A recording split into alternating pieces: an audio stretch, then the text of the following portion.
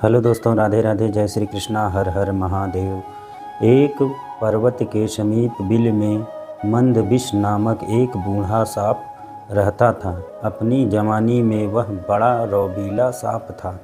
जब वह लहरा कर चलता तो बिजली सी कौंध जाती थी। पर बुढ़ापा तो बड़े बड़ों का तेज हर लेता है। बुढ़ापे की मार से मंदबिश का शरीर कमज़ोर पड़ गया था। उसके विष दंत हिलने लगे थे और फुफकारते हुए दम फूल जाता था। जो चूहे उसके साए से भी दूर भागते थे, वे अब उसके शरीर को फांक कर उसे चिढ़ाते हुए निकल जाते। पेट भरने के लिए चूहे के भी लाले पड़ गए थे। मंदबिश इस उधेड़बुन में लगा रहता कि किस प्रकार आराम से भोजन का अस्थायी प्रबंध किया जाए। एक दिन उसे एक उपाय सूझा और उसे आजमाने के लिए वह दादुर सरोवर के किनारे जा पहुंचा।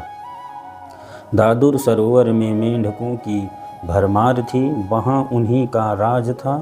मंदबिश वहाँ इधर उधर घूमने लगा। तभी उसे एक पत्थर पर मेंढकों का राजा बैठा नजर आया। मंदबिश ने उसे नमस्कार किया। महाराज की जय हो। मेंढक राज चौंका। तुम तो हमारे बैरी हो, मेरी जय क्यों का नारा क्यों लगा रहे हो? मंदबिश विनम्र स्वर में बोला, राजन, वे पुरानी बातें हैं। अब तो मैं आप मेंढक की सेवा करके पाप को धोना चाहता हूँ, श्राप से मुक्ति चाहता हूँ। ऐसा ही मेरे गुरु नाग गुरु का आदेश है। मेंढक राज ने पूछा, उन्होंने ऐसा विचित्र आदेश क्यों दिया? मंदबिश ने मनगढ़ंत कहानी सुनाई। राजन, एक दिन मैं एक उद्यम में घूम रहा था। वहाँ कुछ मानव बच्चे खेल रहे थे। गलती से एक बच्चे का पैर मुझ पर पड़ गया और बचाव स्वभाव बस मैंने उसे काटा और वह बच्चा मर गया। मुझे सपने में भगवान श्री कृष्ण नजर आए और श्राप दिया कि मैं वर्ष समाप्त होते ही पत्थर का हो जाऊंगा।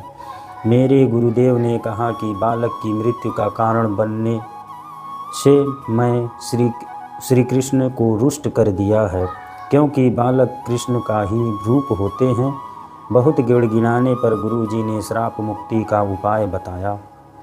उपाय है कि मैं वर्ष के अंत तक मेंढकों को पीठ पर बैठा कर सैर कराऊं।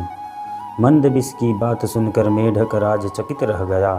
सांप की पीठ पर सवारी करने का आज तक किसी मेंढक को सैर प्राप्त हुआ?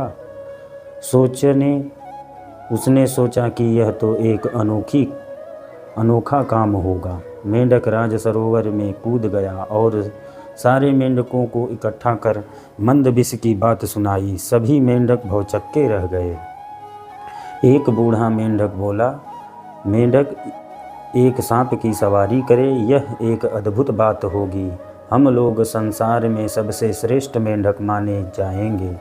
एक सांप की पीठ पर बैठकर सैर करने के लालच से सभी मेंढकों की अक्ल पर पर्दा पड़ गया। सभी ने हाँ में हाँ मिलाई। मेंढक राज ने बाहर आकर मंदबिश से कहा, सर्प, हम तुम्हारी सहायता करने के लिए तैयार हैं। बस फिर क्या था, 8-10 मेंढक मंदबिश की पीठ पर सवार हो गए और निकली सवारी। सबसे आगे राजा बैठा था। मंदबिश ने इधर उधर सैर कराई। उन्हें सरोवर तट पर उतार दिया। मेंढक मंदबिश ने कहा पर उसके सिर पर से होते हुए आगे उतरें। मंदबिश सबसे पीछे वाले मेंढक को गड़ाप खा गया। अब तो रोज यही क्रम चलने लगा। रोज मंदबिश की पीठ पर मेंढक की सवारी निकलती और सबसे पीछे उतरने वाले को वह खा जाता। एक दिन एक दूसरे सांप ने मंदबिश को मेंढक को ढोते हुए देख लिया। बाद में उसने मंदबिश को बहुत धिक्कारा। अरे, क्यों सर्प जात की नाक कटवा रहा है? मंदबिश ने उत्तर दिया, समय पड़ने पर नीति से काम लेना चाहिए। अच्छे बुरे का मेरे सामने सवाल नहीं है। कहते हैं कि मुश्किल के समय में गधे को भी बाप बनाना पड़े तो बनाओ। मंदबिश के दिन मज़े से कटने लगे। वह पीछे वाले को मेंढक को इस सफाई से खा जाता कि किसी को पता न लगता। मेंढक अपनी गिनती करना तो जानते नहीं थे, जो गिनती द्वारा माजरा समझ लेते। एक दिन मेंढक राज बोला, मुझे ऐसा लग रहा है कि सरोवर में मेंढक पहले से कम हो गए हैं, पता नहीं क्या बात है। मंदविष ने कहा, हे राजन, सर्प की सवारी करने वाले महाराज मेंढक, राजा के रूप में आपकी ख्याति दूर दूर तक पहुंच रही है। यहाँ के बहुत से मेंढक यहाँ आपका यश फैलाने दूसरे सरोवर, तालों व झीलों में जा रहे हैं। मेंढक राज की गर्भ से छाती फूल गई। अब उसे सरोवर में मेंढकों में कम होने का भी गम नहीं था। जितने मेंढक कम होते जाते, वह यह सोचता उतना ही प्रसन्न होता कि सारे संसार में उसका झंडा गड़ रहा है। आखिर वह दिन भी आया जब सारे मेंढक समाप्त हो गए, केवल मेंढक राज अकेला रह गया। उसने स्वयं को अकेले मंदविष की पीठ पर बैठा पाया तो उसने मंदविष से पूछा, लगता है सरोवर में मैं केवल अकेला रह गया हूँ, मैं अकेले कैसे रहूँगा। मंदविष मुस्कुराया, राजन आप चिंता न करो, मैं आपका अकेलापन भी दूर कर दूंगा।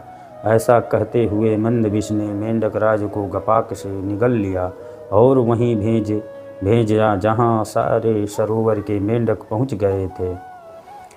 सीख, शत्रु की बात पर विश्वास करना अपनी मौत को दावत देना है। कथा यहाँ समाप्त होती है। हर हर महादेव।